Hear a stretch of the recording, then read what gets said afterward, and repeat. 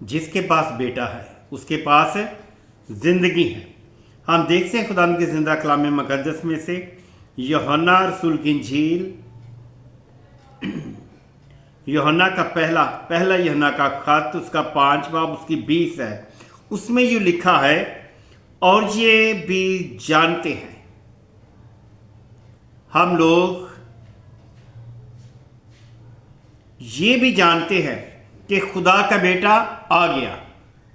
خدا کا بیٹا جو ہے ہمارے پاس ہے، وہ کائنات کا خلق کرنے والا ہے، وہ آ گیا ہے، ہم جانتے ہیں۔ کہاں لکھا ہے؟ پہلا یوحنا کا خط، اس کا 5 باب اس کی 20 ہے۔ اس میں لکھا ہے، یہ بھی جانتے ہیں کہ خدا کا بیٹا آ گیا اور اسی نے ہمیں سمجھ بخشی ہے۔ اسی نے ہمیں سمجھ بخشی ہے تاکہ ہم اسے جانیں۔ اگر ہمیں سمجھ نہ بخشتا تو ہم اسے نہ جانتے، نہ پہچانتے اور نہ ہی مانتے۔ اسی نے ہمیں سمجھ بخشی ہے۔ جب ہم عبرانیوں کے خط کو دیکھتے ہیں تو اس کے 6 باب کی 6 آیت میں لکھا ہے، اگر وہ برگشتہ ہو جائیں، اگر وہ برگشتہ ہو جائیں تو انہیں نئے سر سے پیدا ہونا ناممکن ہے۔ اگر وہ برگشتہ ہو جائے تو انہیں توبہ کے لیے پھر نیا بڑھنا بھی ناممکن ہے۔ نہ ہی نئے سر سے پیدا ہو سکتے ہیں اور نہ ہی نیا انسان بن سکتا ہے اگر سمجھ نہ ہو۔ اگر ہم خدا کے بیٹے کو سمجھتے نہیں، خدا کے بیٹے کو سمجھنا ضروری ہے اور لازمی ہے، کیونکہ اس کے سمجھنے سے ہی ہم نجات پائیں گے۔ کیونکہ وہ لکھتا ہے، پھر نیا بڑھنا ناممکن ہے۔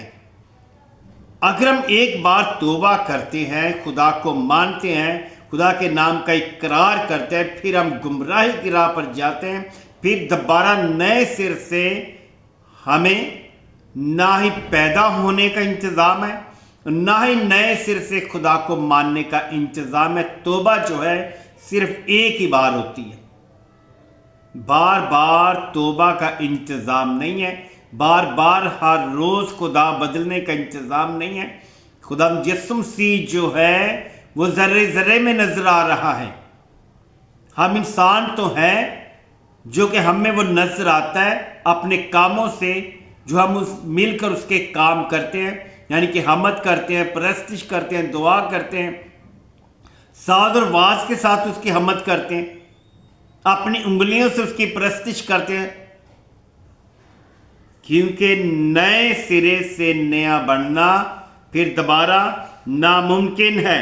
اس لیے کیوں مشکل ہے، کیوں ناممکن ہے؟ اس لیے کہ ہم کیا کرتے ہیں؟